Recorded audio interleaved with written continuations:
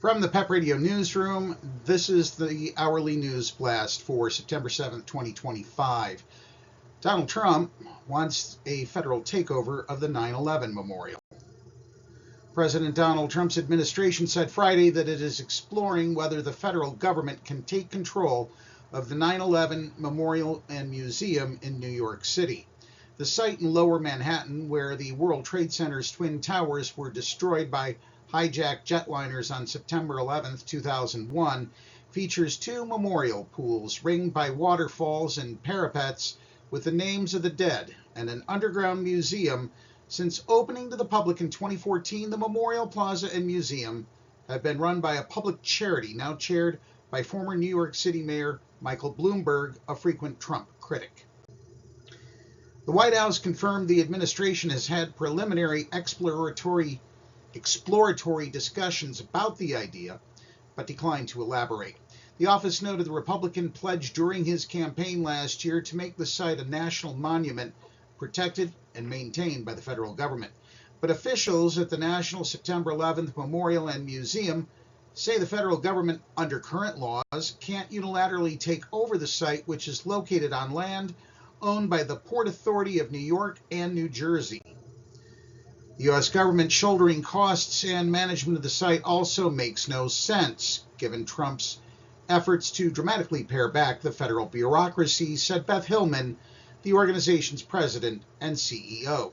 We are proud that our exhibitions tell stories of bravery and patriotism, and are confident that our current operating model has served the public honorably and effectively, she said, noting the organization has raised $750 million in private funds and welcomed some 90 million visitors since its opening. Last year, the museum generated more than $93 million in revenue and spent roughly $84 million on operating costs, leaving a nearly $9 million surplus when depreciation is factored in, according to museum officials and its most recently available tax filings. Now, meanwhile, New York Governor Kathy Hochul voiced her concerns about a federal takeover, citing the Trump administration's recent efforts to influence how American history is told through its national monuments and museums, including the Smithsonian. The takeover idea also comes just months after the Trump administration briefly cut, then restored staffing at a federal program that provides health benefits to people with illnesses that might be linked to toxic dust from the destroyed World Trade Center. The 9/11 memorial belongs to New Yorkers, the families, survivors, and first responders who have carried this legacy for more than 2 decades and ensured we never forget, Hochul said in a statement. Before he meddles with this sacred site, the president should start by honoring survivors and supporting the families of the victims. Antula Katsimatidis, a museum board member who lost her brother, John, in the attack, said she didn't see any reason to change ownership. They do an incredible job telling the story of that day without sugarcoating it, she said. It's being run so well, I don't see why there has to be a change. I don't see what benefit there would be.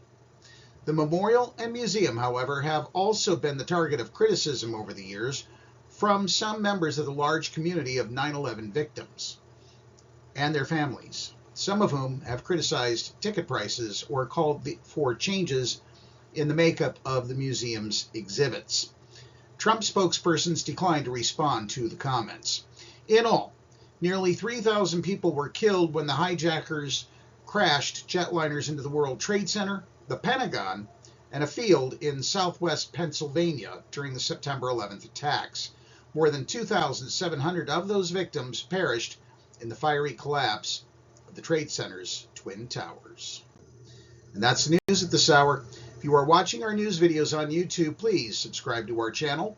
PEP Radio is now available on the Live 365 app, the PEP Radio page at paequality.com, Roku, and Alexa.